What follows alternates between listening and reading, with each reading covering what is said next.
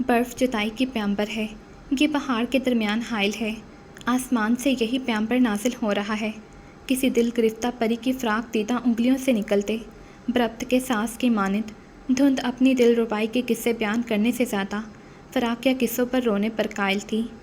وہ جیسے ہی یونیورسٹی کی سڑک پر آئی، دھند نے درد پینا کی طرح اس سے لپٹ جانا ضروری سمجھا۔ وہ بزنس ڈپارٹمنٹ نہیں جا سکی تھی۔ وہ اس کی بیرونی دیواروں کے پاس جا کر کھڑی ہو گئی اور ان دیواروں پر اپنے ہاتھ رکھ دیے جن کے ساتھ وہ لگ کر کھڑا ہوا کرتا تھا۔ اس نے ساری دیواریں چھوڑ ڈالی اور وہ ان درختوں کے پاس آ گئی جن کے قریب وہ کھڑے ہوئے تھے، اس حصے میں جہاں کبھی وہ بیٹھے تھے، ان کونوں میں جہاں بیٹھ کر وہ کتاب پڑھا کرتا تھا اور کافی پیتا تھا۔ وہ نظروں سے ان جگہوں کی نظریں اتار رہی تھی۔ اب اسے ڈر نہیں تھا کہ کوئی اسے دیکھ لے گا، اس لیے اس نے اپنے گیلے گال صاف نہیں کیے۔ جب سے اس نے اسے تھپڑ مارا تھا، اس نے اسے فاصلہ رکھ کر بھی نہیں دیکھا تھا، اس سے بات نہیں کی تھی۔ ہسپتال میں وہ سر چکائے بیٹھی رہی تھی۔ یہ سب اس عہد کا حصہ تھا جو اس نے خود سے کیا تھا کہ وہ اسے اور تکلیف نہیں دے گی، لیکن اپنے لیے وہ اور تکلیف اکٹھی کرنے یہاں اس کے تصورات سے لپٹنے آ گئی تھی۔ سفید مانچسٹر میں خون آلود یادیں اپنی بنیادوں سے اٹھ کھڑی ہوئیں اور زندگی نے اس کے اشکوں پر ترس کھا کر پیچھے کی طرف اپنی سواری موڑ لی۔ تان سین نے چراغاں کرنے کے لیے دیپک راکھ کی چوکڑی جمائی۔ سفید دھند میں جگنو ٹمٹمانے لگے اور آسمانی مرغولوں کو چاک کرتا آلیان اس کی طرف بڑھنے لگا، دائیں سے بائیں سے، آگے سے پیچھے سے، ہر طرف سے۔ لیکن اب اسے اس سے بھاگنے کی ضرورت نہیں رہی تھی۔ وہ تو چاہتی تھی وہ اس کی طرف آئے، اور وہ آ رہا تھا۔ جو حقیقت میں واقع نہ ہو سکے وہ کرب کی چاہ واقع کروا لیتی ہے۔ وہ ایڑی کے بل گھوم گئی اور اس نے ہر طرف سے اسے اپنی طرف آنے دیا۔ اسے اس خواب کے سراب ہونے پر کوئی اعتراض نہ ہوا۔ آلیان، اس نے سرگوشی کو جھٹکا اور آواز کو بلند ہو جانے دیا۔ وہ یونی محراب کے پاس تھی۔ اس محراب کے ساتھ وہ کمر ٹکا کر اس کا انتظار کیا کرتا تھا۔ اس نے اس مقام پر اپنے گال رکھ دیے اور دونوں ہاتھوں سے اس جگہ کو تھام لیا۔ بے اختیاری، بے خودی کی ہمجولی ہے، اور یہ دونوں ہمجولیاں محبت کی صفوں میں اول ہیں۔ اس کی بے اختیاری نے اس کی خوشبو کو جا لیا اور بے خودی اس خوشبو میں جھومنے لگی۔ ایک بچہ اپنی ماں کو نظم سناتا ہوا فٹ پاتھ سے اس کے پاس سے گزرا۔ اس نے اپنی حالت میں پھر بھی تبدیلی نہیں کی۔ کچھ وقت ایسے ہی گزر گیا۔ ارواح سے ممبراہ ہستیوں نے جانا کہ محبت کی عبادت کی جا رہی ہے۔ پھر وہ اسی کے انداز میں کمر کو ٹکا کر ایک ٹانگ کو ترچھی کر کے کھڑی ہو گئی۔ زندگی کی سواری نے ان سب یادوں کو اس کے پاس اتارنا شروع کر دیا جو متعلق العنان بنی اس کی ذات پر حکمرانی کرنے پر نازا تھی۔ تمہیں بات کرنے کی تمیز سیکھنی چاہیے، تمہیں تھکن اتارنے کی مشق کرنی چاہیے۔ وہ اپنی مرضی سے ایک ایک منظر کو بار بار دہراتی رہی۔ لاہور خالی ہو چکا ہے، اس کے پاس سب نہیں رہا، تم تو یہاں ہو۔ امرہا، دیکھو، میں تمہارا چیلنج قبول کرتا ہوں۔ وہ کلابازیاں لگا رہا تھا۔ محراب کے ساتھ ٹیکی کھڑی امرہا اسے دیکھ کر مسکرا رہی تھی۔ میں سارا مانچسٹر اکٹھا کر لاؤں گا۔ وہ ہاتھ سینے پر باندھ کر کھڑا ہو گیا۔ جاؤ کر لاؤ، امرہا اسے جواب دے رہی تھی۔ ان کے ہاتھ میں بورڈز ہوں گے، ضرور ہونے چاہیے۔ وہ پورے دل سے مسکرائی۔ ساری ڈریگن بریڈ محراب کے سامنے سجی کھڑی تھی اور اس میں وہ مسکراتی ہوئی کھڑی تھی۔ ایک بورڈ تم بھی تیار رکھنا، اس نے اس کے گال چھو کر کہا۔ وہ تو میں نے کب سے تیار کر لیا، کہہ کر وہ بریڈ میں بھاگ گئی اور وہ اس کا نام لیتے ہوئے اس کے پیچھے بھاگنے لگا اور پیچھے سے اس کا بازو پکڑ کر اسے روک لیا۔ مجھ سے شادی کرو گی امرہا؟ دونوں آمنے سامنے کھڑے تھے۔ ساری بریڈ ان کے گرد اکٹھی ہونے لگی۔ سارا ہجوم ان دو کے گرد سمٹ آیا۔ چینی ساختہ ڈرموں کی قطاریں سجا دی گئیں اور سرخ لباس پہنے لڑکوں نے ڈرم سٹک کو ہوا میں بلند کر لیا۔ ہاں، اس نے وہ مسکراہٹ اپنے ہونٹوں پر سجا لی جو تاعمر نہیں سجنے والی تھی شاید۔ سرخ لباس پہننے والوں نے اپنے اٹھے ہاتھوں کو ڈرموں پر بے قابو ہو جانے دیا۔ رنگ پھیل گئے، خوشبو بکھر گئی، چراغ جل اٹھے، دن سج گیا، بہار نکل آئی۔ ایک امرہا اور ایک آلیان کے گرد ساری بریڈ دائرے میں چکرانے لگی۔ تو ان کی بہار کا ماخذ وہ تھے۔ ہاں، اس بار ان کی بہار کا ماخذ وہ تھے، مشرق کی سندری اور عرب کا سلطان۔ امرہا نے ہاتھ پھیلائے اور کچھ برف اس میں اکٹھی کی اور اس مٹتے بنتے ہیولے کی طرح اچھال دی جو وہاں نہیں تھا اور صرف وہاں ہی تو تھا۔ تم اتنی دیر سے آئے آلیان؟ اس نے ہاتھ بڑھا کر اس کا ہاتھ تھام کر اسے اپنے ساتھ کھڑا کر لیا اور وہ کھڑا ہو گیا۔ کیا تم میرا انتظار کر رہی تھی؟ اس کی ٹھوڑی کو چھو کر اس نے شرارت سے پوچھا۔ کیا نہ کرتی؟ ہونٹ کا کونا دانت میں دبا کر اس نے کہا، میں ایک برا انسان ہوں، میں نے تمہیں انتظار کروایا۔ دیکھو آلیان، تمہارا مانچسٹر برف میں ڈوب رہا ہے۔ اس سفید مانچسٹر کی طرف ہاتھ کیا۔ دیکھو ذرا، میرے مانچسٹر کو کون دیکھ رہا ہے؟ اس نے 2 انگلیوں سے اس کی ناک پکڑ لی۔ مجھے امرہا کہتے ہیں۔ کون نہیں؟ اپنی ناک چھڑوا کر اس نے اس کی ناک مروڑ کر کہا، کیا میں تمہارے لیے برف اکٹھی کر دوں امرہا؟ اس نے اس کے منہ کے سامنے آ کر پوچھا۔ ان دونوں کی آنکھوں نے طویل سفر طے کیا جس کے کبھی نہ ختم ہونے کی دعائیں کی جاتی ہیں۔ برف کیوں؟ تاکہ تم اس سے اپنی پسند کا گھر بنا لو۔ بلکہ آؤ چلو، یہاں بیٹھ کر گھر بناتے ہیں۔ اس کا ہاتھ پکڑ کر وہ اسے برف کے ڈھیر کے پاس لے جانے لگا۔ نہیں آلیان، تم یہاں میرے پاس کھڑے رہو، کہیں مت جاؤ، وعدہ کرو کہیں نہیں جاؤ گے۔ اس کی آواز میں سارا بچا کچا درد سمٹ آیا۔ دونوں ایک ساتھ جڑے محراب میں دبکے تھے، ان کے سر ایک دوسرے سے مس ہو رہے تھے اور دائیں ہاتھوں کی ہتھیلیاں اپنی لکیروں سمیت ایک دوسرے میں مدغم ہوئی تھیں۔ نہیں جاؤں گا، اس نے اس کے گال پر پھونک ماری اور عرب کی ریت نے اڑ کر آمنہ کی پیشانی کا بوسہ لیا۔ سیاہ جگہ میں لپیٹے آنسوؤں سے بھیگے چہرے کو اس نے زمین پر سجدے کے لیے تیار کیا۔ وہ محمد بخش کے لیے خدا سے اس کی ساری رحمتیں مانگنے والی تھی اور پھر وہ خود کو خدا کے حوالے کر دینے والی تھی۔ آمنہ ایک درویش صفت عورت اس مرد سے دستبردار ہونے جا رہی تھی جس سے وہ وابستہ ہوئی تھی۔ اس نے آنکھیں بند کی اور ان آنکھوں کے پردوں پر محمد بخش کو پایا۔ اس نے آنکھیں اس کی آنکھوں میں گاڑ دیں۔ آلیان نے امرہا کی، اگر میں برف ہوتی تو تمہارے قدموں پر گرتی۔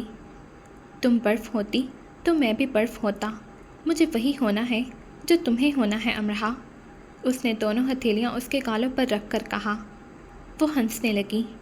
یارم یارم، وہ گنگنانے لگی۔ مجھ پر جو راز کھولا گیا ہے وہ تم ہو امرہا۔ ناک پھر اس کے ہاتھ میں تھی۔ کیسا راز؟ یہی کہ زندگی کیا ہے۔ زندگی امرہا ہے۔ وہ ہنسنے لگی اور اس نے اپنا سر دیوار کے ساتھ جوڑ دیا اور اس کی آنکھوں میں دیکھ کر مسکرانے لگی، اور پھر اسے آنکھیں کھول دینی پڑی اور ان کی نمی کو ہاتھ کی پشت سے صاف کرنا پڑا۔ وہاں کھڑے کھڑے اسے کئی پہر بیت چکے تھے، پھر بھی وہ وہاں تاعمر کھڑی رہنے پر بضد تھی، اور یادوں کے ریوڑ پر ہنٹر مارے گئے اور وہ لاپتہ ہونے کے لیے بھاگ کھڑے ہوئے۔ زندگی اپنی سواریاں لیے آگے دوڑ گئی۔ دادا نے اس کی منت کی کہ وہ بھی کہیں گھومنے کے لیے چلی جائے، اور خود کو مانچسٹر کے طلسم سے دور لے جانے کی ایک کوشش اس نے بھی کر دیکھی، اور سامان باندھ کر عین کے پیچھے فرانس چلی گئی۔ اس کے ساتھ گھومنے کی کوشش میں مصروف رہی اور نئے سال کے آغاز پر ایفل ٹاور سے جنم لیتے جشن کو غیر دلچسپی سے دیکھتی رہی۔ اسے وہاں موجود مجمع کے وہاں موجود ہونے کی قطعاً سمجھ میں نہیں آئی، اور نہ ہی اس بات کی کہ وہاں اتنا شور ہنگامہ کیوں تھا، اور ساری دنیا کی آتش بازی جو ایفل کے جسم سے پھوٹ رہی تھی وہ کسے اور کیوں اچھی لگ رہی ہے۔ ایک دوسرے کو کندھوں پر اٹھائے وہ کیوں ناچ رہے ہیں۔ وہاں کیا تھا جو اتنا اچھا تھا کہ وہ سب اپنی نظریں ہٹانے کے لیے تیار تھے، نہ مسکراہٹ کے لیے۔ امرہا نے بے بسی سے اپنی ہتھیلیاں مسلیں۔ یہ سب اتنے خوش کیوں ہیں؟ مبہوت کر دینے کو کوئی منظر تیار نہ ہوا، دیوانہ بنا ڈالنے پر کوئی عالم قادر نہ رہا۔ بے مثال عجائبات اپنی مثال کھونے لگے۔ فراق یار نے سب ماند کر ڈالا تھا۔ آلیان نے میڈرڈ کے آسمان پر بنتے مٹتے آتشی رنگوں کے جلووں پر نظریں گاڑنی چاہی، اور وہ ایسا کرنے میں ناکام رہا۔ اس پر تھکن سی سوار ہو گئی، جبکہ ابھی تو رات شروع ہوئی تھی۔ اس کے آگے کھڑے کارل، ویرا اور سائی اچھل کود رہے تھے، اور وہ بے بسی سے کھنڈر کھنڈر سا ادھر ادھر کچھ تلاش کر رہا تھا۔ سب سے نظریں بچا کر اس نے کہیں دور نکل جانا چاہا۔ کہاں جا رہے ہو عالیگان؟ ویرا نے پوچھا۔ میں کچھ کھانے کے لیے لینے جا رہا ہوں، بس ابھی آیا، اس نے جھوٹ بولا اور تیز سے ہجوم میں خود کو گم کر لیا کہ ویرا اسے لپک کر آ نہ لے۔ وہ چلتا رہا اور میڈرڈ کے ایک گمنام سے چھوٹے سے کیفے میں بیٹھ گیا۔ وہ کافی کی کتنی پیالیاں پی چکا تھا، وہ گنتی بھول چکا تھا۔ اس نے اپنا سر لکڑی کی میز پر رکھا تھا اور نظریں گلی میں سانس بچاتے اس نوجوان پر ٹکا دی تھی جس کے سامنے کئی بچے اور بوڑھے ناچ رہے تھے۔ اتنے بھدے سانس اور آواز پر یہ سب کیسے ناچ سکتے ہیں؟ اور آخر وہ کیا وجہ ہے جو انہیں ایسے ناچنے پر مجبور کر رہی ہے؟ وہ سوچنے لگا۔ سانس کا تار ٹوٹا اور اسے ایک تھپڑ کی گونج سنائی دی۔ بہت محبت کرتی ہوں میں تم سے۔ اچھا تو سانس اس لیے رکا اور تار یوں ٹوٹا۔ اس نے میز پر پڑے اپنے سر کا رخ بدل لیا اور اس پار اس کی نظر ایک ٹوٹے ہوئے لیمپ پوسٹ پر جا ٹھہری۔ وہ کبھی روشن ہوتا ہوگا۔ ویرا کو جب اس کے فرانس جانے کا معلوم ہوا تو وہ بہت خفا ہوئی۔ تم میرے ساتھ کیوں نہیں گئی؟ وہ بہت سخت ناراض تھی۔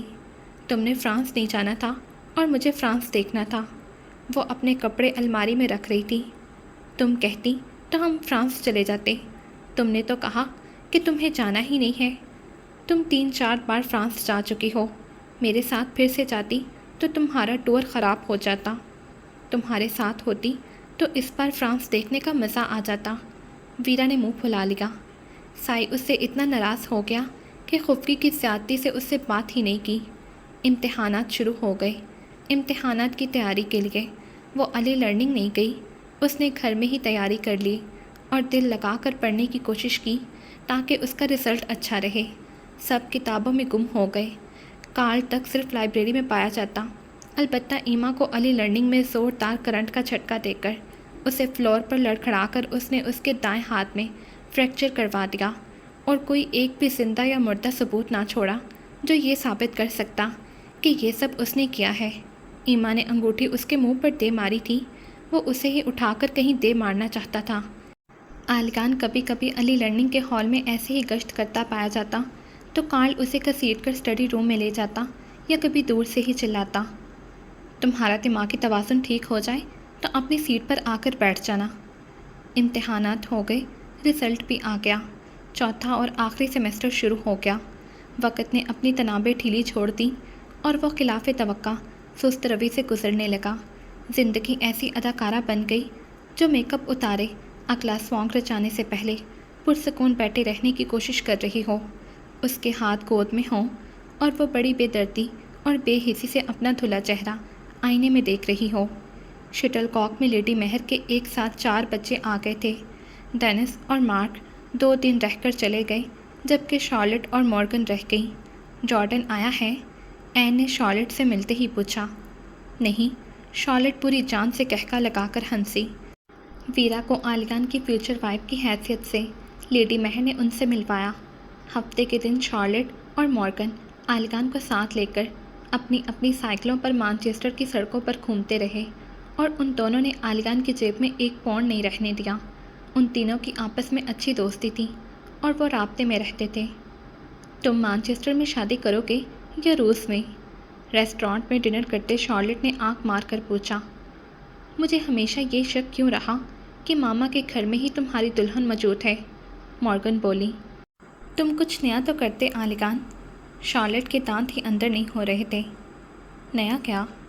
یہی کہ تم کودتے پھاندتے، چھلانگیں لگاتے، ولن کے کارنتوں کی فوج کو جل دیتے، بڑے سے فانوس پر جھول جاتے اور فانوس سے لہرا کر این اپنی ہیروئن کے سامنے جا کر کھڑے ہوتے اور پھر اس کا ہاتھ پکڑ کر اسے پکا لے جاتے، پلس اس کی لمبی سفید پوشاک جو اسے ٹھیک سے بھاگنے نہ دے رہی ہوتی تو تم اسے اٹھا لیتے۔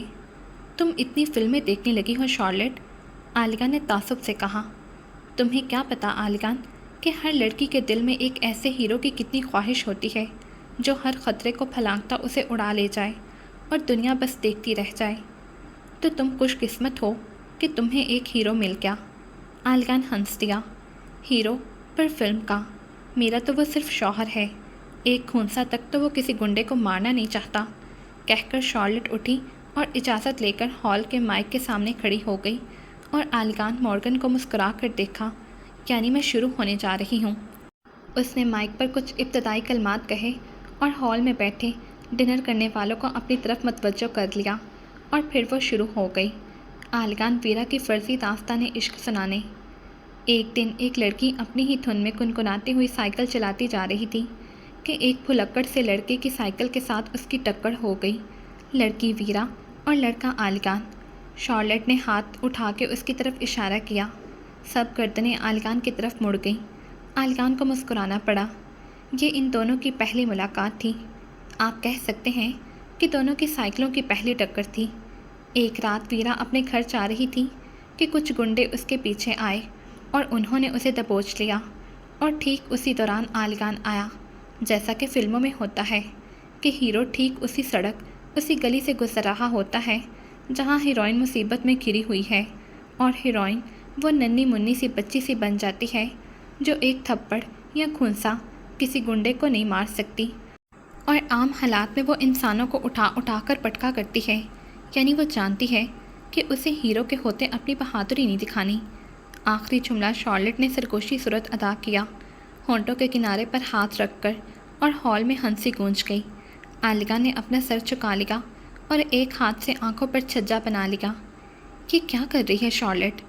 ماما کا اس کے بارے میں خیال بالکل ٹھیک ہے، جارڈن کی جگہ اسے فلموں میں کام کرنا چاہیے، دوسری مسٹر بین آرام سے بن جائے گی۔ مورگن کے انداز اور الفاظ پر آلیگان بلند کہکا لگا کر ہنسا۔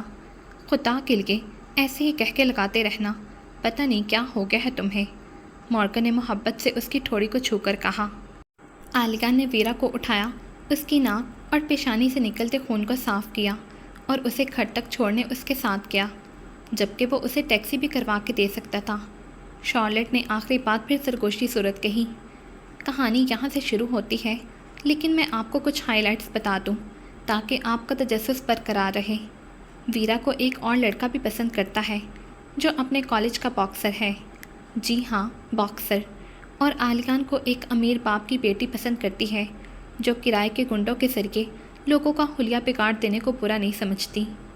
تمہیں یاد ہے میری شادی کی پارٹی میں تم نے گانا گایا تھا اور کسی راک سٹار کی طرح گٹار بجاتے رہے تھے؟ جوش نے میرے کان میں کہا تھا، آلیگان پارٹی میں موجود کسی اور کے لیے یہ پرفارمنس دے رہا ہے، ہمارے لیے نہیں۔ لیکن میری شادی میں تو ویرا تھی ہی نہیں، مورگن نے گلاس کو منہ سے لگاتے ہوئے کہا۔ باکسر کو معلوم ہو چکا ہے آلیگان کے بارے میں، اور وہ اپنے دوستوں کو لے کر یونیورسٹی سے گھر آتے آلیگان پر ہلہ بول دیتا ہے، اور یہاں ایک بھرپور ایکشن سین ہوتا ہے۔ شارلٹ ساتھ اداکاری کر کے بھی دکھا رہی تھی، اور شارلٹ کی شادی میں ویرا موجود تھی، اور میری فرمائش پر بھی تم نے گانا نہیں گایا تھا۔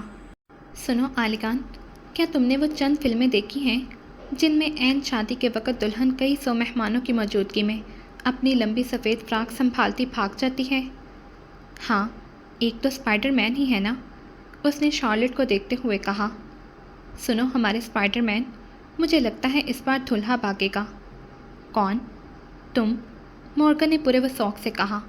وہ گردن موڑ کر شارلٹ کو دیکھنے لگا، جس کی کہانی اختتامی مراحل میں داخل ہو چکی تھی، اور وہ ویرا کو امیر زادی کے گنڈوں سے پٹوا کر ہسپتال میں کوما تک لے آئی تھی۔ اس کا انداز ایسا ہو گیا تھا کہ کھاتے کھاتے سب اسے بہت انہماک سے سن رہے تھے، چند ایک نے تو کھانا کھانا ہی چھوڑ دیا تھا۔ ویرا کومے میں تھی نا؟ شارلٹ کے تو بائیں ہاتھ کا کام تھا بیٹھے بیٹھے کہانی بن لینا، ماما مہر کو تو وہ ہنسا ہنسا کر دوہرا کر دیا کرتی تھی، چھٹ پٹ کہانی بنا کر سنا دیا کرتی تھی۔ آلیگان کو نہیں معلوم تھا، لیکن اس نے آلیگان اور امرہا کی فرضی محبت کی کہانی بھی انہیں سنائی تھی، جس میں وہ امرہا کو پاکستان لے گئی تھی اور آلیگان کو اسے تلاش کرنے کے پیچھے لگا دیا تھا، لیکن کیا سب اس نے مزاحیہ انداز میں تھا۔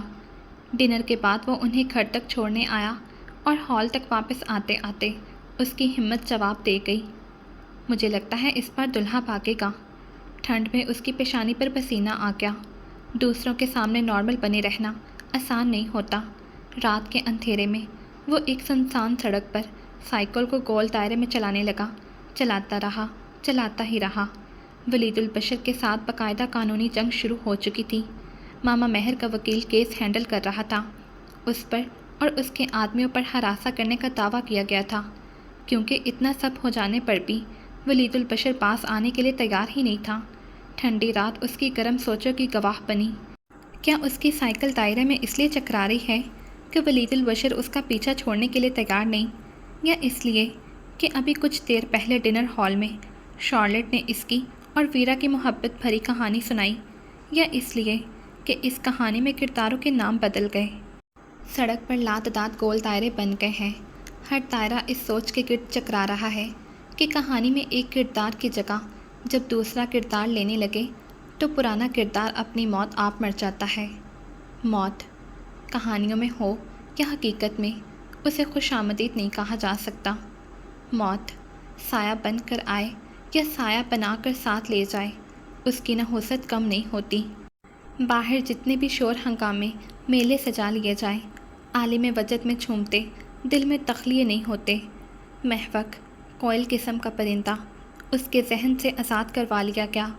امراحہ کے لیے پرانی امراحہ کو آواز دے کر بلا لینا بھی مشکل ہو گیا، اور یہ بھی آسان نہیں رہا تھا کہ امراحہ دادا کے ساتھ پرانی امراحہ بن کر باتیں کرتی رہتی۔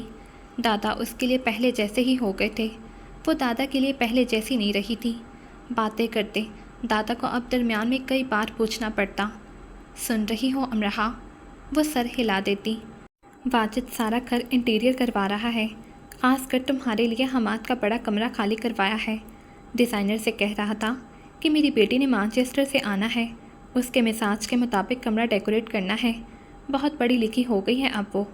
جب تم واپس آؤ گی تو تمہیں سب بدلا ہوا ملے گا۔ سب بہت خوبصورت ہو گیا ہے یہاں، بہت سے پھول لگوائے ہیں تمہارے لیے لان میں۔ واجد کہہ رہا تھا تمہیں ایک کار بھی لے دے گا، اور ہاں میں تمہیں پارک لے جایا کروں گا، تم وہاں سائیکل چلانا۔ خاندان والوں سے تو سمجھو واجد نے رابطہ ہی ختم کر دیا ہے، بہت کم آنا جانا رہا ہے خاندان میں۔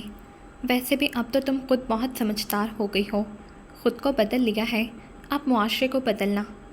سن رہی ہو امراحہ؟ جی دادا۔ اس نے سنا نہ ہوتا پر وہ کہہ دیتی اور گہرا سانس بھرتی۔ اچھا بتاؤ ابھی میں نے کیا کہا؟ آپ نے؟ وہ یاد کرتی۔ آپ نے کہا حماد نے ایک ہیوی بائک لے لی ہے، اور جب وہ چلاتا ہے تو آپ کو بہت ڈر لگتا ہے۔ امراحہ یہ تو میں نے 1 گھنٹہ پہلے کہا تھا، یعنی اس کے بعد کی باتیں تم نے سنی ہی نہیں۔ سنی ہے دادا، وہ جھوٹ پر اصرار کرتی۔ دادا خاموشی سے اسے کچھ دیر دیکھتے اور پھر سے شروع ہو جاتے اپنی باتیں دہرانے۔ سائی کو بھی اس کے سامنے اپنی باتیں دہرانی پڑتی۔ میں تمہیں کل فون کر رہا تھا، تم نے بات کیوں نہیں کی؟ میں مصروف تھی سائی۔ وہ کینٹین میں بیٹھی تھی اور سائی اسے ڈھونڈتا وہاں آیا تھا۔ جب مصروفیت ختم ہو گئی تھی تب فون کر لیتی مجھے۔ تب بھول گئی تھی، اس نے جھوٹ بولا۔ وہ سائی سے بات کرنا نہیں چاہتی تھی، وہ اسے کئی بار انکار کر چکی تھی، لیکن وہ بار بار اصرار کر رہا تھا۔ میں نے تمہارے لیے بھی آن لائن ٹکٹ بک کروا دی ہے۔ سائی میں کہہ چکی ہوں مجھے نہیں جانا۔ اسے غصہ سا آ گیا۔ ساری کیوں نہیں جا رہی ہے؟ تم کیوں نہیں؟ بس نہیں، مجھے کوئی شوق نہیں فٹ بال میچ دیکھنے کا۔ میچ نہ دیکھنا، ہمارے ساتھ بیٹھ جانا۔ سائی نہیں تو نہیں۔ امراحہ میری دوستی میں کیا کمی رہ گئی جو تم ٹھیک ہونے کے لیے تیار ہی نہیں؟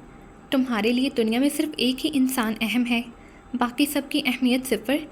سائی نے افسوس کا کھلا اظہار کیا۔ میرے لیے تم بھی بہت اہم ہو سائی۔ تم عین کے ساتھ فرانس چلی گئی، لیکن تم نے مجھے انکار کر دیا۔ اب تم خود کو ایسے محدود کر لو گی اور اب تم ہر انسان کو اپنا دشمن سمجھو گی۔ تم نے ایک چیک ٹائم کو بھی دے دیا ہے، اب تو تم تھوڑی بہت تفریح کر سکتی ہو نا۔ تم میرے گروپ کے ساتھ چلو۔ سائی تم مجھے بے جا مجبور کر رہے ہو، جبکہ میرا بالکل دل نہیں چاہ رہا۔ چلو مجبور ہی صحیح، ہر انسان مرا جا رہا ہے برازیل جانے کے لیے۔ سارا مانچسٹر خالی ہو جائے گا، انگلینڈ اور برازیل آمنے سامنے ہوں گے۔ تم دیکھنا اسٹیڈیم میں کیسا ماحول ہوگا، تمہیں اتنا مزہ آئے گا کہ حیران رہ جاؤ گی۔ سائی تم سب جا رہے ہو تو اس خالی مانچسٹر کی حفاظت کے لیے مجھے یہیں چھوڑ دو۔ تم میری حفاظت کے لیے میرے ساتھ چلو، تمہیں بہت زیادہ مزہ آئے گا۔ مجھے اب کہیں مزہ نہیں آتا سائی، بہت بار کی طرح تم مجھے پھر انکار کر رہی ہو۔ امراح اس کی طرف دیکھتی رہ گئی۔ اس زمینی فرشتے کی طرف جو ہمیشہ اس کے ساتھ رہا تھا، جس نے اسے اکیلا نہیں ہونے دیا تھا، جو رحمت تھا اس کے لیے، جو بہت مہربان رہتا تھا اس پر۔ مہربان۔ کارل نے فریشرز پر صرف اتنی مہربانی کی کہ انہیں ترکیب سے بھڑکا کر، ان سے شرط لگا کر، انہیں مختلف کھیلوں کرتبوں میں ہرا کر فٹ بال میچ کی ٹکٹ کے لیے کچھ سے زیادہ پیسے اکٹھے کر لیے۔ آلیان جانا نہیں چاہتا تھا اور کارل اسے لے جائے بغیر چھوڑ نہیں رہا تھا۔ مجھے پتہ ہے ٹرافی انگلینڈ کی ہے، کوئی فائدہ نہیں وہاں جانے کا۔ اچھا تو تم نے کرسٹل بال میں پہلے سے ہی سارا میچ دیکھ لیا؟ اب بڈی یہ بھی بتا دے کہ کس کس کھلاڑی سے پیٹ میں، منہ پر، کمر پر لاتے اور خون سے پڑیں گے۔ ہی آلیہ نے دانت نکالے۔ جوانی میں تم بنا دانتوں کے کچھ اچھے نہیں لگو گے۔ ٹرافی ہماری ہے اور اسے لینے ہم برازیلا جا رہے ہیں بس، کارل نے دانت نکالے بغیر کہا۔ برازیلا چلو گی امرحا؟ کارل امرحا کے پاس بھی آیا اسے منانے۔ میرے پاس پیسے نہیں ہیں، امرحا نے بہانہ بنایا۔ میرے پاس ہیں، وہ مسکرایا۔ جس کی وجہ سے اس نے لائبریری کی کتابوں پر بھاری فائن بھرا تھا، وہ اپنے پیسوں پر اسے برازیلا لے جانے کے لیے کہہ رہا تھا۔ امرحا نے بہت نرمی سے اسے دیکھا۔ شکریہ کارل، تم بہت اچھے ہو۔ میں برا بھی بن جاؤں گا اگر تم برازیلا نہیں آئیں۔ وہ مسکرا دی اور ایک چاکلیٹ بیگ میں سے نکال کر اس کے آگے کی، جو اس نے پکڑ لی۔ تم ایک خوش قسمت انسان ہو کیونکہ تم کارل ہو، کہہ کر وہ لائبریری سے نکل آئی۔ آلیان، کارل، ویرا اور شاہفیز جمعے کی رات کو ہی برازیل چلے گئے۔ سائی نے ٹھیک کہا تھا، ساری یونیورسٹی ہی برازیل لینڈ کر رہی تھی۔ اس نے دادا سے میچ کا ذکر بھی نہیں کیا تھا، لیکن سادھنا نے بتا دیا۔ تم جھوٹ بول رہی ہو کہ تمہیں میچ سے دلچسپی نہیں، تمہیں تو ویوز کا حصہ بننا تھا نا؟ کیا تم مجھے معاف کرنے کے لیے تیار ہی نہیں امرحا؟ دادا اسے آلیان نہیں دے سکے تھے، وہ اب اسے سب دے رہے تھے۔ ایسی بات نہیں، میرا دل نہیں چاہ رہا۔ اس کی آنکھیں نم ہو گئی، جو مشکل سے ہی خشک رہتی تھی اب۔ تمہارا آخری سیمسٹر ہے، پھر تم واپس آ جاؤ گی۔ جاؤ گھوم آؤ۔ دادا نے ویرا کا نام نہیں لیا تھا، انہیں لگتا تھا کہ اسے ویرا کے نام سے تکلیف ہوتی ہوگی، جبکہ ایسا نہیں تھا۔ ویرا کی دوستی اور محبت میں کوئی کمی نہیں آئی تھی، بس اس نے اپنے گرد دائرہ کھینچ لیا تھا۔ ویرا نے تو اسے ساتھ لے جانے کے لیے باقاعدہ منت کی تھی۔ تم اتنا کیوں بدل گئی ہو امرحا؟ کیا ہو گیا ہے تمہیں؟ چلو ہمارے ساتھ۔ میں کب بدلی ہوں ویرا؟ تم کتنی شدت سے مجھے انکار کر رہی ہو، ہر بار کر دیتی ہو۔ تم آئس کیوں بن گئی ہو؟ ایسا لگتا ہے تمہارے پھیس میں کوئی اجنبی ہمارے درمیان گھس آیا ہے۔ اب تم آلیان کی بات بھی نہیں کرتی، اسے تنگ کرنے بھی نہیں چاہتی۔ اور بھی بہت کچھ ہے جو میں محسوس کرتی ہوں، لیکن میری عقل اسے تسلیم نہیں کرتی۔ مجھے وہم لگتا ہے سب تمہارے وہم ہی ہے ویرا۔ میری پڑھائی بہت ٹف ہو گئی ہے، میرا زیادہ وقت اسائنمنٹ بنانے میں گزرتا ہے۔ ویرا خاموشی سے اسے دیکھ کر رہ گئی۔ روز تو چلو گی نا؟ ہاں، اس نے اسے ٹالنے کے لیے کہہ دیا۔ جلدی نہیں آنے دوں گی وہاں سے، اس نے بھی انگلی اٹھا کر ہی دھمکایا، اور دونوں کہکا لگا کر ہنسنے لگی۔ ویرا نے اس کے دونوں گال پکڑ کر مروڑے۔ امرحا، دی لاسٹ ڈک، اپنا سر بھی دائیں بائیں ہلایا۔ ویرا، دی ججز بیل۔ امرحا نے دونوں ہاتھوں سے اس کے بال مٹھیوں میں بھر کر کھینچے۔ گزر چکا وقت ریت پر نقش ہے، اور وہ پھونکوں سے اس نقش کو مٹا رہا ہے۔ ماضی مٹ چکا ہے۔ اس نے قدم رکھا، گھنٹیوں نے فانوسی راگ تخلیق کیا اور پھر بجا دیا۔ اس نے خود کو دھند میں گھرے ہوئے پایا۔ ہوا کی گرہ پر ان گنت فانوسی ذرے مبتلائے رقص ہوئے۔ وہ کس طرف جائے، اس کا فیصلہ اس نے اس کی خوشبو سے کیا، اور وہ دھند کے لباتوں کو نرمی سے ہٹاتے اس کی خوشبو کی اور بڑھنے لگا۔ اب گھنٹیاں مہروز عاشق کے حکم کی بجا آوری کرتی، محرم کے کانوں میں سرگوشیاں کرنے کو لپکی۔ اس کی چال میں تیزی تھی، پھر بھی فاصلہ سمٹ نہیں رہا تھا، البتہ خوشبو قریب آتی جا رہی تھی۔ دور اسے موٹے تنے کا پھیلا ہوا درخت نظر آیا، اور دھند کے سنگ پریم پریت کا سرگم بنتے گھنٹیوں کی آوازیں اللہ رکا رحمان کی دھنیں بنی دل کو آ لینے کو ہوئیں، اور دل پر قابض ہو کر معدب ہو گئی۔ احترام واجب ہے، سماع عشق ہے۔ ہلکی ہوا اس کے بال اڑا رہی تھی، گھنٹیاں سرخ پیغامات کے ساتھ بندی شاخوں سے ٹنگی جھول رہی تھی۔ ایک ہاتھ ایک شاخ کے ساتھ ایک پیغام باندھ رہا تھا۔ وہ امرحا تھی۔ امرحا، کیا کر رہی ہو؟ آواز جادو کی طرح چھوم منتر ہوئی۔ وہ خوشی سے پلٹی۔ تم آ گئے آلگان۔ اب بنواس کی روح میں سرایت ہو کر ساکت کر دینے والی شاعری رحمان کے سروں سے ہم کلام ہو کر سمائے یار میں ڈھل گئی۔ یہ سب کیا ہے؟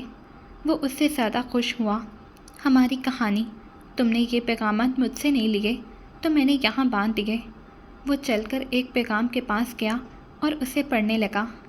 میں اپنی ابتدا پر تمہارا نام لکھتی ہوں اور میری انتہا تمہارے سوا کچھ نہیں۔ پڑھ کر وہ مسکرانے لگا۔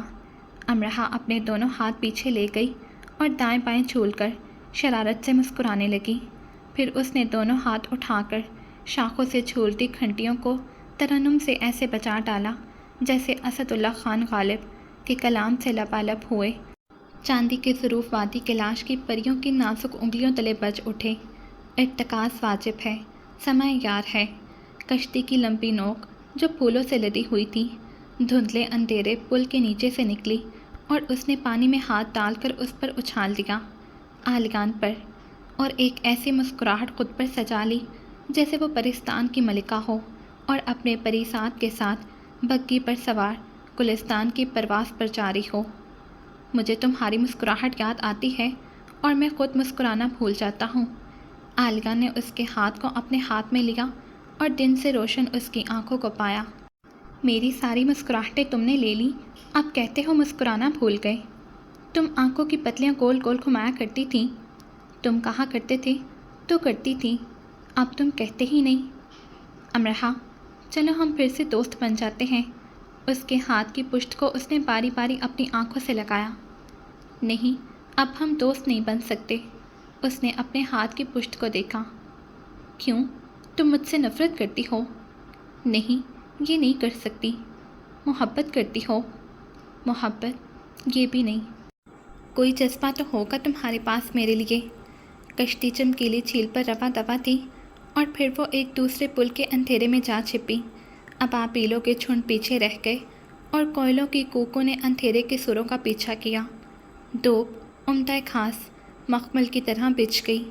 اندھیرے سے روشنی میں آتے اس نے اپنا ایک ہاتھ اس کی کمر میں پایا اور دوسرا اس کے ہاتھ میں پیوست۔ شوق دید واجب ہے، سماع رقص ہے۔ وہ سرخ پوشاک میں تھی اور اس کے بالوں میں لہریں تھیں۔ ڈوب اٹی ہموار زمین پر وہ محو رقص تھے۔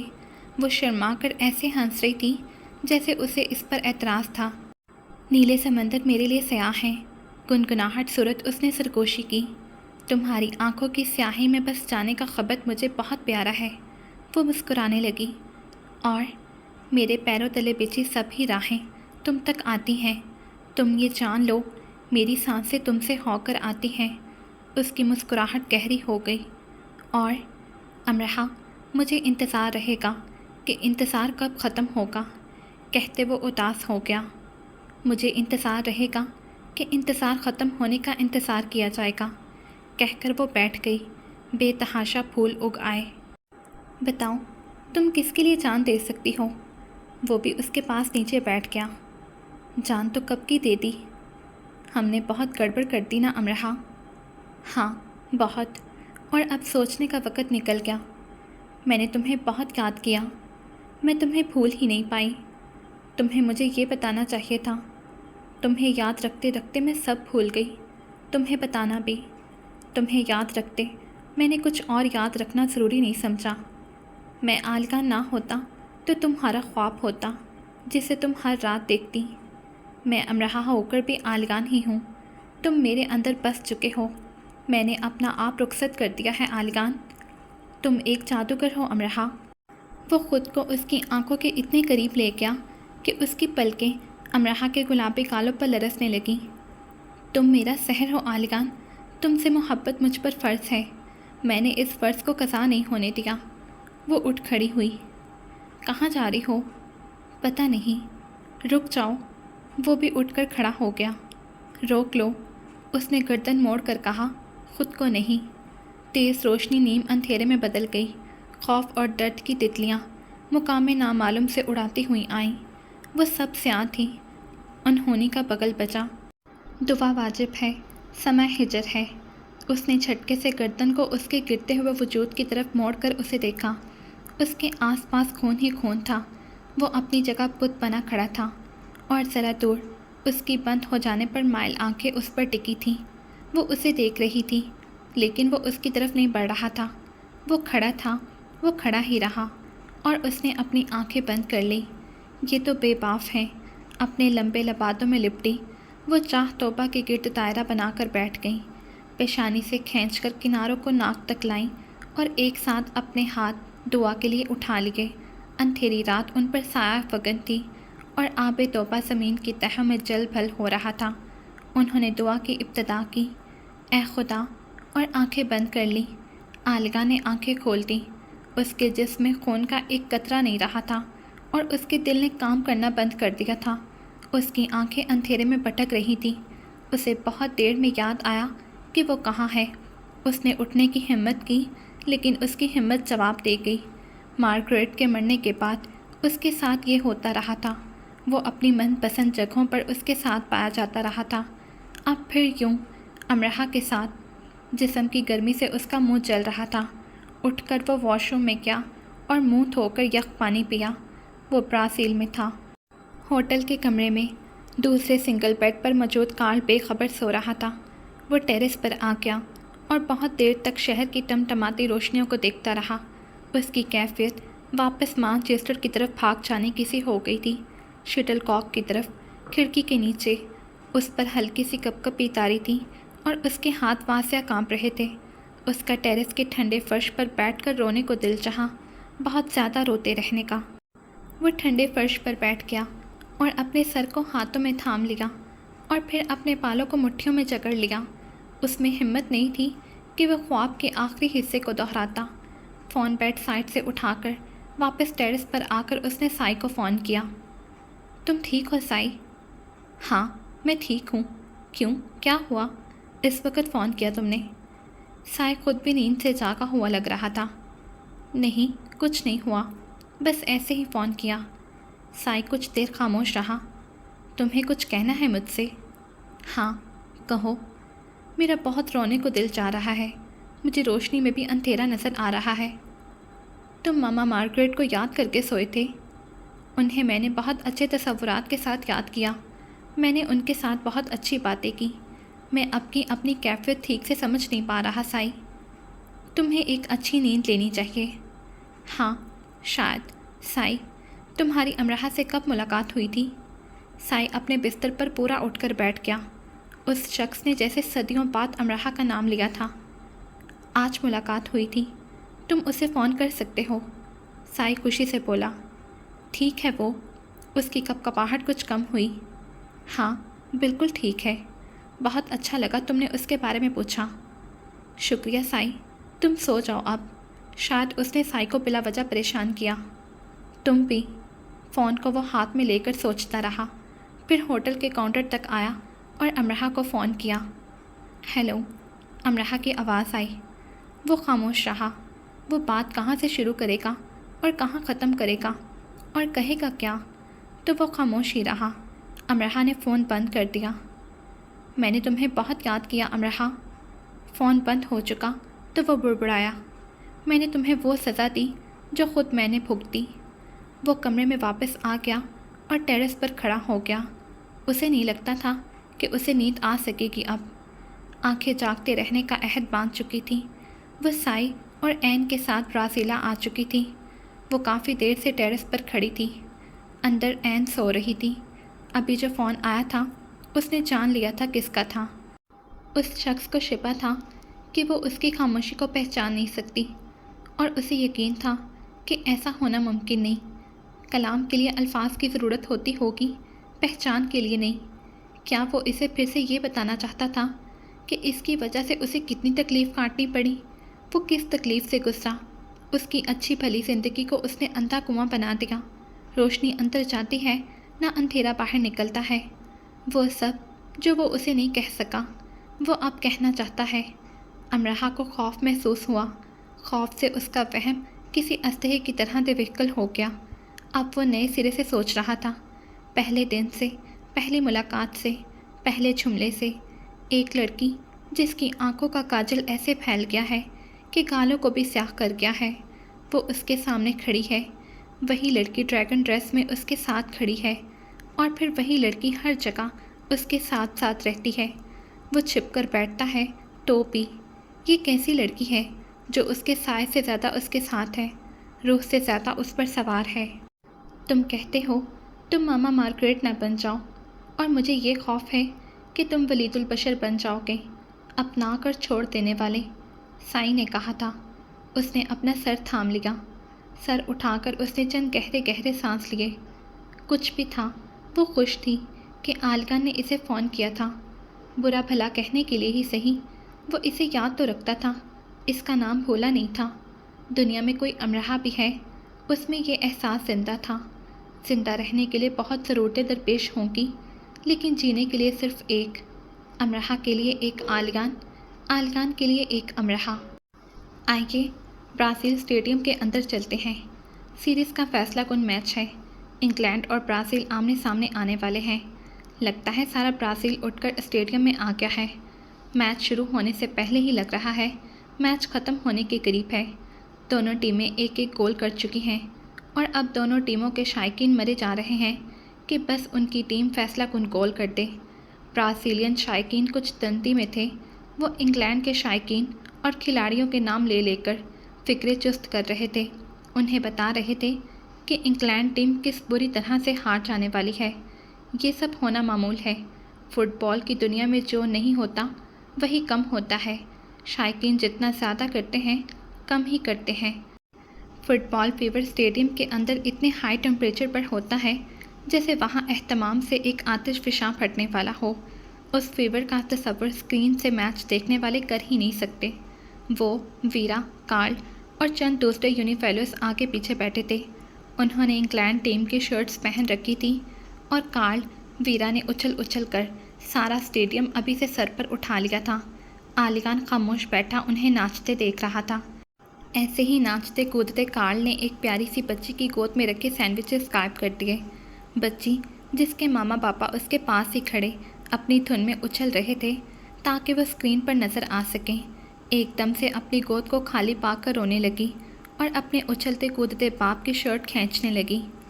شرم کرو، لٹل اینجل کو رلا دیا، آلگان نے تیزی سے چلتے اس کے جبڑے کو دونوں ہاتھوں میں سختی سے دبا کر کہا۔ بچی ان سے ذرا سی دور ہی بیٹھی تھی۔ اینجل تو کسی نہ کسی طرح زندہ رہ ہی لیتے ہیں، ہم شیطانوں کو اپنا انتظام کرنا پڑتا ہے۔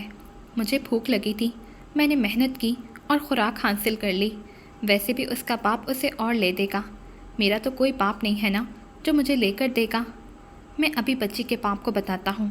آلگان اس کی طرف جانے لگا۔ اگر تم نے یہ کہا تو برازیلا میں فٹ بال کی تاریخ کا سب سے بڑا ہنگامہ ہوگا، اور وجہ صرف سینڈوچ ہوگا۔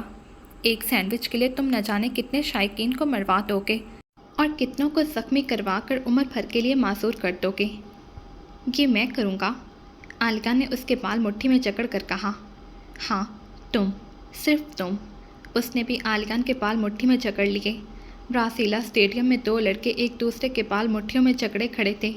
بچی کے ہاتھ میں اب ایک بڑی آئس کینڈی آ چکی تھی، اور کارل اب آئس کینڈی کو دیکھنے لگا تھا۔ بچی کے باپ نے پھرتی سے بچی کو چپ کروا دیا تھا۔ تمہاری لٹل اینجل کی پسند اچھی ہے، مجھے یاد آیا کہ میں آئس کینڈی کو بہت دنوں سے بہت مس کر رہا تھا، کارل نے آنکھیں گول گھما کر کہا۔ آلگان ہنس دیا۔ تم ایسے کیوں ہو لٹل اینجل سا؟ کارل نے معصومیت سے آنکھیں پٹ پٹائیں۔ بگ ڈیول سا؟ کیا میں بگ ڈیول ہوں؟ نہیں نا، اس نے پیچھے بیٹھی قصہ کو کی طرف رخ موڑ کر کہا، اور رشوت کے طور پر جیب سے چاکلیٹ نکال کر آگے کی۔ آلگان پھر مسکرا دیا۔ بند کرو اپنا ڈرامہ، ویسے تم بہت گمسم سے ہو، کچھ ہوا ہے؟ میں ٹھیک ہوں، ہونا کیا ہے؟ کارل کی نظروں سے وہ بچ نہیں سکتا تھا۔ کچھ ہے تو بتاؤ فرش، کیا تم شور سے پریشان ہو؟ یو نو می، سارا اسٹیڈیم خالی کروا سکتا ہوں، ابھی جا کر کسی برازیلین فین کو دبوچ لیتا ہوں اور اس کی ٹیم کے بارے میں کچھ بھڑکتا ہوا جملہ کہہ دیتا ہوں، بس پھر گیم شروع۔ اور ہاں، جو افواہ میں بم کی یہاں پھیلا سکتا ہوں وہ بم بننے سے اب تک کسی نے نہیں پھیلائی ہوگی، بس پھر اسٹیڈیم خالی۔ اتنے پیسے لگا کر ہم میچ دیکھنے آئے ہیں، خالی اسٹیڈیم نہیں۔ پتہ نہیں کیوں، لیکن مجھے میچ دیکھنے سے زیادہ دلچسپی کسی اور چیز کو دیکھنے میں ہے۔ بڈی، اگر میں شائقین کو آپس میں لڑوا دوں کیسا رہے گا؟ میچ تو کئی بار دیکھ چکے ہیں ہم، اب ذرا یہ بھی تو دیکھیں براہ راست ہنگامہ دیکھنے میں کیسا لگتا ہے۔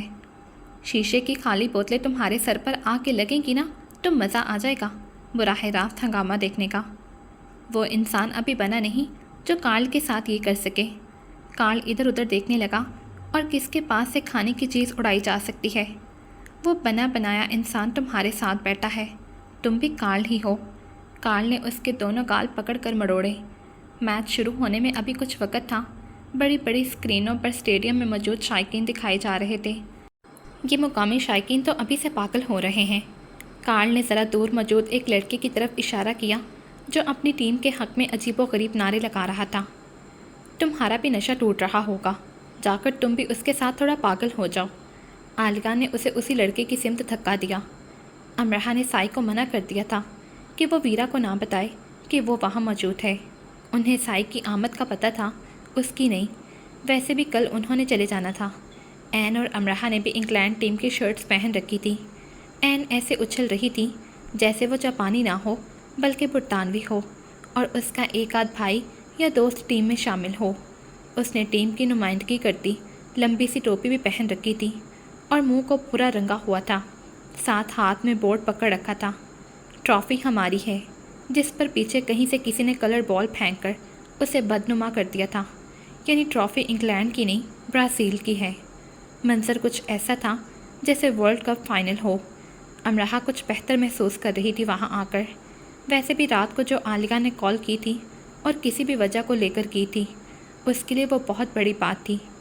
وہ بھی کھڑی ہو کر این کے ساتھ اچھلنے لگی اور ریہرسل کے طور پر بنائی جانے والی ریس کا حصہ بننے لگی۔ پورے اسٹیڈیم میں لہریں گھوم رہی تھی اور یہ قابل دید منظر تھا۔ وہ ہنسنے لگی، اسے سب اچھا لگا، جیسے سارے غم بس مٹ گئے۔ امرحہ، عالقان، ویرا، کارل ایک ساتھ چلائے۔ اسکرین پر اچھلتی این کے قریب وہ کھڑی تھی اور اپنی طرف آنے والی لہر کی طرف دیکھ رہی تھی، اور خوش قسمتی سے ان تینوں نے اسے دیکھ لیا تھا۔ ویرا نے فون کیا۔ تم کہاں ہو؟ امرحہ ہنستی۔ اسٹیڈیم۔ پاگل، گندی بچی، بتا نہیں سکتی تھی؟ میں نے سوچا سرپرائز دوں۔ سرپرائز؟ اسکرین پر آ کر؟ ویرا ہنسی، وہ بہت خوش تھی اسے دیکھ کر۔ این اور امرحہ سائی کے ساتھ ہیں۔ ویرا نے ان سب کو بتایا۔ تم نے بتایا نہیں کہ تمہارے ساتھ امرحہ بھی ہے؟ عالقان نے سائی کو فون کیا۔ اس نے منع کیا تھا عالقان۔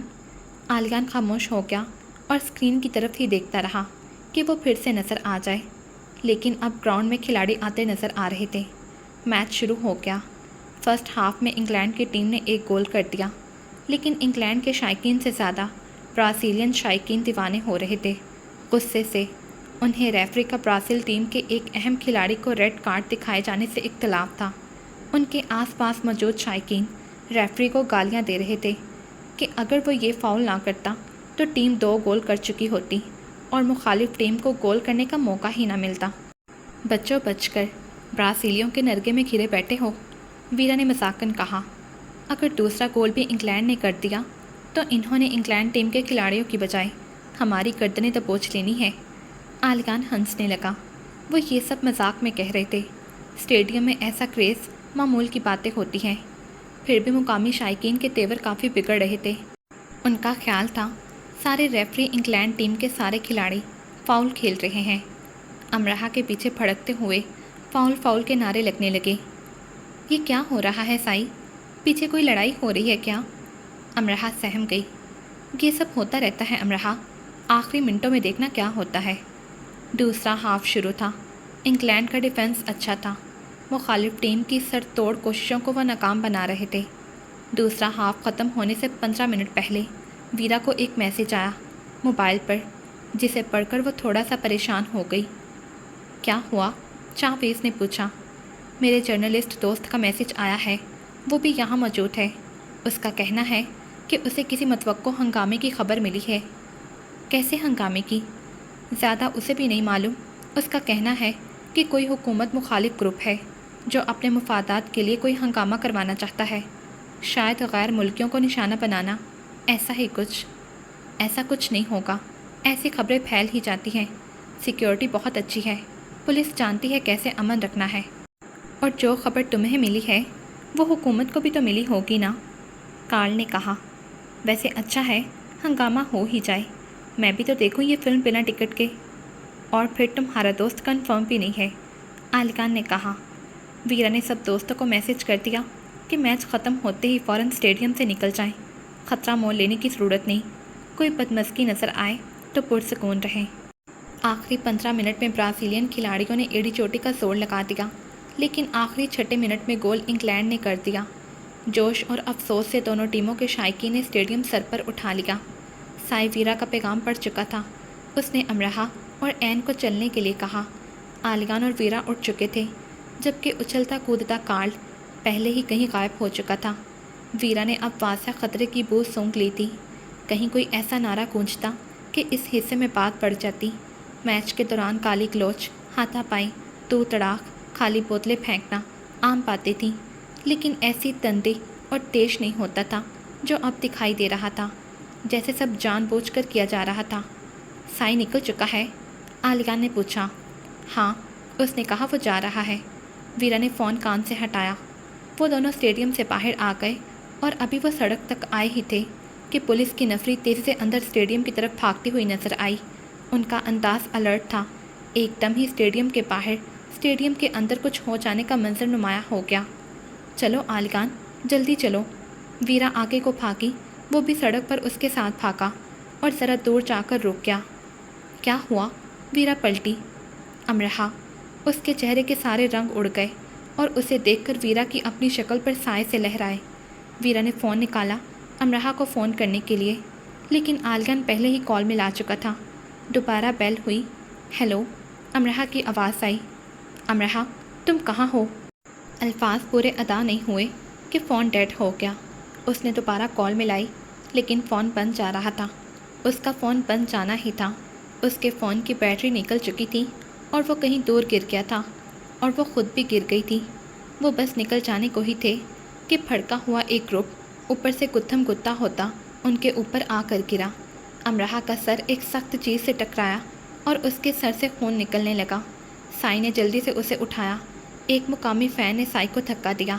سائی بھی دور جا گرا۔ میچ کا آخری منٹ ختم ہو چکا تھا۔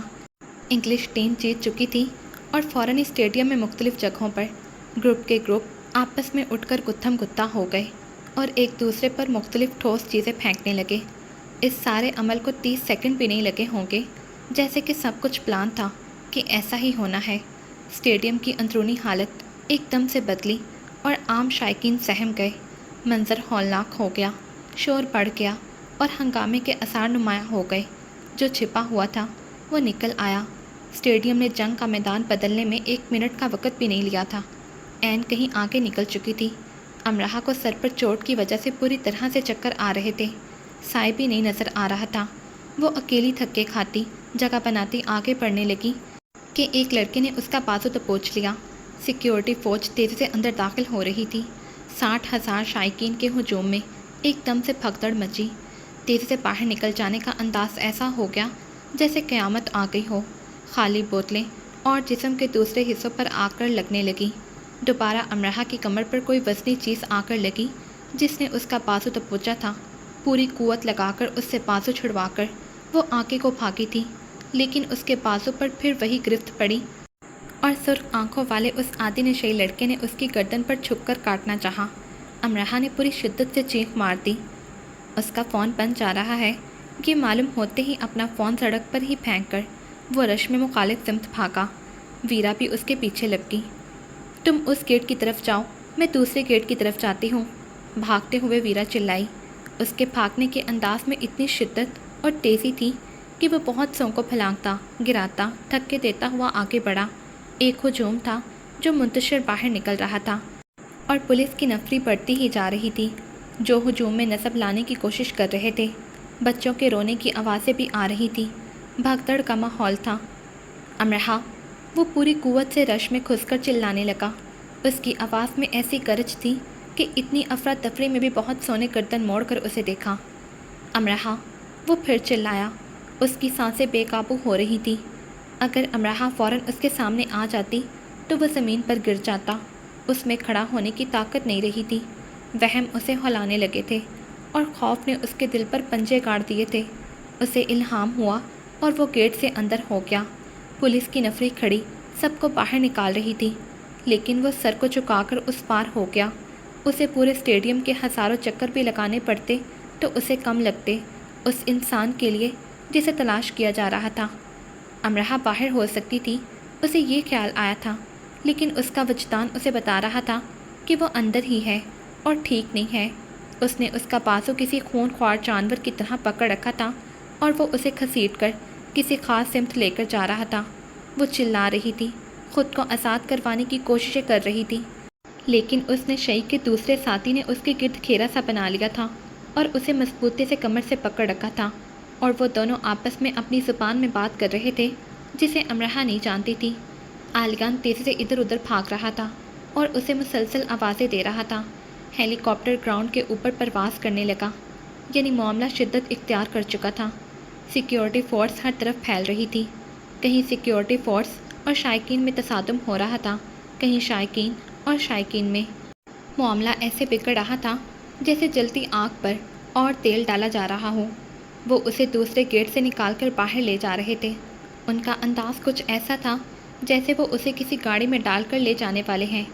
وہ معاشرے کے موقع سے فائدہ اٹھانے والے ناسور تھے جو ہر جگہ پائے جاتے ہیں اور اپنی بدخصلتی سے باز نہیں آتے۔ کارل کو سائے مل چکا تھا اور اس نے امرہ کے لاپتہ ہونے کے بارے میں بتا دیا تھا۔ دوسری طرف اندر سے کارل آیا تھا۔ این، سائی، شاپیس اور چند دوسرے اسٹوڈنٹس اسے باہر رش میں دیکھ رہے تھے۔ سائی نے سب کو فون کر کے بتا دیا تھا کیونکہ امرہ کا فون بند جا رہا تھا تو اسے ڈر تھا کہ وہ ٹھیک نہیں ہے۔ کارل کی نظر دور امرہ پر پڑی اور وہ تیزی سے بھاگتا ہوا اس کی طرف آیا۔ وہ عام نارمل انداز سے نہیں چل رہی تھی، اسے ایک لڑکا گھسیٹ رہا تھا اور دوسرا اس کے منہ پر بار بار ہاتھ رکھ کر اس کا منہ دبا رہا تھا۔ کارل اس کے پاس پہنچتا اس سے پہلے آلیان سیٹیں پھلانگتا ہوا ان کے قریب چلا گیا۔ وہ پیچھے کہیں سے تیزی سے بھاگتا ہوا آیا تھا اور اس نے آتے ہی ان لڑکوں کو لاتے اور خون سے مارنے شروع کر دیے۔ کارل بھی پہنچ گیا اور جس کی گردن ہاتھ آئی اس نے دبوچ لی۔ امرہ بری طرح سے خوفزدہ تھی، وہ کانپ رہی تھی اور اس کے سر سے خون نکل رہا تھا اور ناک منہ سے بھی۔ دو لڑکے پہلے ہی بھاگ گئے اور ایک کارل سے خود کو چھڑا کر بھاگا۔ امرہ پر نظر پڑتے ہی آلیان کی آنکھیں نم ہو گئیں۔ اس نے ڈری سہمی امرہ کو اپنے ساتھ لگا لیا اور ہاتھ سے اس کی ناک منہ کا خون صاف کیا اور اس کے سر کے زخم کو دیکھنے لگا۔ تمہیں کافی چوٹ آئی ہے، اس نے یہ کہا، اور اس نے یہ سنا تو وہ فوراً خود کو رونے سے روک نہیں سکی۔ نہیں، زیادہ نہیں ہے، مجھے بالکل تکلیف نہیں ہو رہی ہے اب۔ ٹوٹ ٹوٹ کر الفاظ نکلے جیسے جذبات کی شدت سے الفاظ بکھر سے گئے۔ اس کا سر آلیان کے سینے سے لگا تھا، اس سر پر لگی کتنی بھی بڑی چوٹ میں درد کیسے اٹھ سکتا تھا بھلا؟ کارل نے جلدی چلنے کا اشارہ کیا اور آگے بھاگ گیا۔ اسے اپنے ساتھ لگائے آلیان باہر کی طرف آیا اور گیٹ سے باہر ہونے سے پہلے ایک زوردار دھکا لگا کہ امرہ کا ہاتھ آلیان سے چھوٹ گیا اور وہ گر پڑنے کے انداز سے بہت آگے نکل گئی۔ سڑک سے دور کسی محفوظ حصے کی طرف بھاگ جانا امرہ، آلیان پیچھے سے چلایا اور پورا زور لگا کر اس نے ہجوم میں سے جگہ بنا کر آگے نکل جانا چاہا۔ امرہ نے دھکے کھاتے آگے بڑھتے گردن موڑ کر اسے دیکھا اور آلیان کا دل وہیں ٹھہر گیا۔ احترام واجب ہے، سما عشق ہے۔ ہجوم نے اسے ایک اور دھکا دیا، وہ آگے نکل گئی۔ دھکے نے اسے لڑکھڑا دیا اور وہ اور پیچھے رہ گیا۔ امرہ نے پھر گردن موڑ کر اسے دیکھا۔ وقت نے دغا دی، وہ وہیں ٹھہر نہ گیا۔ اگلے دھکے سے وہ باہر نکل گئی۔ سڑک کا منظر کچھ اور ہو چکا تھا، منٹوں کی گیم تھی، لمحوں میں بدل گئی تھی۔ سیکیورٹی فورس منتشر ہجوم سے نپٹنے میں مشغول تھی۔ رات کا وقت تھا اور آنسو گیس کے دھوئیں نے رات کو خطرناک بنا دیا تھا۔ ربڑ کی گولیاں فائر کی جا رہی تھیں۔ مختلف اشکال کے ماسک پہنے ہوئے افراد سیکیورٹی فورس پر ٹھوس چیزیں اور آنسو گیس اچھال رہے تھے۔ کہیں کچھ گروپس آپس میں متصادم تھے کسی فورس کے ساتھ۔ ایک بڑا ہنگامہ برازیلا اسٹیڈیم کے اندر اور باہر پھوٹ چکا تھا، ایک ایسا ہنگامہ جو سانحے میں بدلنے ہی والا تھا۔ ایمبولینس کے سائرن کی آوازیں چار سو گونج رہی تھی۔ دور دور تک سڑک پر ایک جنگ کا عملی منظر دیکھا جا سکتا تھا۔ تصادم کی تصویر تھی اور بغاوت کی بو۔ وہ سڑک پر نکل کر ایک سمت بھاگنے لگا۔ کارل اس کے پیچھے ہی تھا۔ امرہ کہاں ہے؟ کارل نے چلا کر پوچھا۔ اسے میں نے سڑک سے دور نکل جانے کے لیے کہا تھا۔ 2 فائر فضا میں گونجے اور چیخوں سے کان پھٹنے لگے۔ ان پر شیشے کی بوتلیں اچھالی گئیں۔ ایک نے آگے بڑھ کر کارل پر حملہ کرنا چاہا، جسے کارل نے پہلے ہی دبوچ لیا اور سڑک کے ایک طرف نیچے زمین پر پٹک دیا۔ وقفے وقفے سے لیکن تیزی اور شدت سے آنسو گیس اچھالی جا رہی تھی اور ربڑ کے فائر کیے جا رہے تھے۔ کون دفاع کر رہا تھا اور کون حملہ، فیصلہ کرنا مشکل ہو گیا تھا۔ آلیان تیزی سے سڑک پر بھاگ رہا تھا اور چلا رہا تھا۔ امرہا، اس کے پیروں تلے کی زمین کھسکتی جا رہی تھی اور اس کی آنکھوں کے آگے بار بار اندھیرا چھا رہا تھا۔ اسے اپنا خواب یاد آ رہا تھا۔ اندھیرا، دھواں، تصادم اور خطرہ۔ نشانیاں اچھی نہیں تھیں۔ وہ ذرا دیر کو رک کر ہانپنے لگا۔ اس سے اگلا قدم اٹھانا مشکل ہو رہا تھا۔ اس کے پیروں کے پاس آ کر ایک گیس کا گولا گرا۔ وہ تیزی سے دوسری طرف ہوا۔ اس کے بازو پر ربڑ کی گولی آ کر لگی، لیکن وہ رکا نہیں۔ اس کا جسم اسے حرکت کرنے سے جواب دیتا جا رہا تھا۔ اس کی کیفیت اس انسان سی ہو گئی جسے اپنے کسی عزیز کے تابوت کو اٹھانے کے لیے کہا جاتا ہے اور وہ خود کو پہاڑ اٹھا لینے کے قابل تو سمجھ لیتا ہے، لیکن وہ تابوت نہیں۔ برازیلا اسٹیڈیم دھواں اگلنے لگا۔ چند ایک جگہ آگ بھڑک اٹھی۔ دھوئیں کے پھیلاؤ سے سڑک پر حرکت بحال ہو گئی۔ پوری قوت لگا کر وہ پھر بھاگا اور چلایا، امرہا، وہ ساری دنیا کو آگ لگا دے گا۔ اگر کچھ ہوا تو وہ سب کچھ جلا ڈالے گا۔ اب وہ تیز سے سڑک پر بھاگنے لگا۔ اس کا بس نہیں چل رہا تھا۔ راستے میں آنے والوں کو روند ڈالے، کچل ڈالے، ورنہ حلق پھاڑ کر اتنی شدت سے چلائے کہ سب اپنی اپنی جگہ ساکت ہو جائیں۔ اس نے پھر آواز دی، امرہا۔ اس کا دوپٹہ کب کا کہیں گر چکا تھا۔ اسے چلنے میں مسئلہ ہو رہا تھا۔ چند لوگ اس پر آ گرے تھے اور اس کی ٹانگ جیسے ٹوٹ ہی گئی تھی۔ وہ بمشکل لنگڑا کر چل رہی تھی۔ دھوئیں کے بادلوں میں اسے کچھ دکھائی نہیں دے رہا تھا۔ اس کی آنکھوں میں سخت چبھن ہو رہی تھی اور ان میں سے مسلسل پانی نکل رہا تھا۔ وہ کبھی ایسے کسی تصادم سے دوچار نہیں ہوئی تھی۔ وہ تو زندگی میں پہلی بار فٹ بال میچ دیکھنے اسٹیڈیم آئی تھی۔ اسے تو یہ تک معلوم نہیں تھا کہ ہنگامی صورتحال میں کیا کرنا چاہیے۔ اس وقت اس کی عقل بالکل معاف ہو چکی تھی اور وہ پوری طرح سے سہم چکی تھی۔ اسے ہر ایک سے ڈر لگ رہا تھا کہ کوئی اسے گھسیٹے گا یا مار دے گا۔ سڑک کا منظر انتہائی ہولناک ہو چکا تھا۔ اس کا دل چاہا واپس اندر بھاگ جائے۔ اس کی سمجھ میں نہیں آیا کہ وہ کس طرف کو بھاگے، اور پھر جس طرف بہت سے لوگ بھاگے جا رہے تھے وہ بھی بھاگنے لگی۔ سڑک پر وہ سب منتشر ہو گئے۔ سیکیورٹی فورس کی نفری بڑھتی ہی جا رہی تھی، پھر بھی تصادم تھمنے کا نام نہیں لے رہا تھا۔ وہ تیزی سے ادھر ادھر بھاگ رہے تھے، لیکن اب وہ ڈیفینس کرنے کی پوزیشن میں آ چکے تھے۔ جو گروپس حملے کر رہے تھے ان کے حملے بہت شدید تھے۔ صرف چند منٹ لگے یہ سب ہونے میں، صرف چند منٹ۔ آلیان کو یہ معلوم نہیں تھا کہ وہ ٹھیک سمت بھاگ رہا ہے یا نہیں، بس اسے اس کا وجدان کہہ رہا تھا کہ اسے اسی سمت جانا چاہیے۔ ایک اور گولا اس کے پیچھے اور ذرا آگے آ کر گرا، اور دھوئیں کے بادل پھیلنے سے پہلے اس نے امرہا کو بہت دور دیکھ لیا۔ امرہا، وہ پوری جان سے چلایا کہ وہ اس کی طرف دیکھ لے، لیکن وہ بہت دور تھی۔ اس سے ٹھیک سے چلا نہیں جا رہا تھا۔ وہ ڈر کر کھڑی تھی۔ اس سے ذرا آگے ایک گروپ میں تصادم ہو رہا تھا اور اس کے پیچھے گیس کے گولے پھینکے جا رہے تھے۔ فاصلہ سمٹا، وہ بھاگ کر اس کی طرف لپکا۔ سڑک کے دوسری طرف سے، تصادم کے اس پار سے، ویرا نے اسے دیکھ لیا اور وہ اس کی طرف بھاگی۔ امرہا، فاصلہ سمٹ چکا تھا۔ وہ اس سے کچھ ہی دور تھا۔ اب امرہا نے گردن موڑ کر اسے دیکھا۔ ارتکاز واجب ہوا، سمے یار غالب آیا، اور اتنی دور سے وہ آلیان کے اس طرح اپنی طرف بھاگتے آنے پر فدا ہو گئی۔ محبت صبح کا عالم ہے، اس میں رات نہیں ہوتی۔ وہ اس کے لیے کیسے بھاگا پھر رہا تھا۔ محبت ابد کی کھڑی ہے، یہ فنا نہیں ہوتی۔ جو ہو چکا تھا اب تک وہ وہی مٹ چکا۔ محبت طرب کا سانس ہے، اس میں آہ نہیں ہوتی۔ جو فاصلہ تھا وہ کم ہونے لگا۔ کہیں مت جاؤ۔ دھوئیں کے بادلوں نے 2 لوگوں کی ایک سوچ کو جا لیا۔ اب کہیں مت جاؤ۔ وہ آلیان کی طرف گھوم چکی تھی اور اس کی طرف آ رہی تھی، اور ایک بھڑکے ہوئے لڑکے نے انگلینڈ ٹیم کی شرٹ پہنے ایک لڑکی کے سر پر شیشے کی وزنی بوتل سے ضرب لگائی۔ وہ لڑکی جو امرہا تھی۔ ویرا بجلی کی سی تیزی سے امرہا کی طرف لپکی۔ کارل اور سائی بھی آگے پیچھے اس کی طرف آ رہے تھے۔ اس کے سر پر ضرب لگتے دیکھ کر ساری زمین آلگان کے پیروں تلے سے کھسک گئی اور وہ بھاگتے بھاگتے رک گیا، کیونکہ 2 فائر ہوئے۔ برازیلا اسٹیڈیم کے باہر پھیلا سارا دھواں آلگان کی آنکھوں میں گھس آیا۔ سارا بھاگتا دوڑتا ہجوم اس کے جسم کو روندنے لگا۔ وہ جہاں تھا وہیں کھڑا رہ گیا۔ ایک فائر ربڑ کی گولی کا تھا۔ ویرا پوری شدت سے چلائی اور کتنے ہی لوگوں کو پھلانگتی ہوئی اس کی طرف آئی۔ فریز دوسرا فائر ربڑ کا نہیں تھا۔ کارل اور سائی نے کتنوں کو ہی دھکے دے کر گرا کر اس تک پہنچ جانا چاہا۔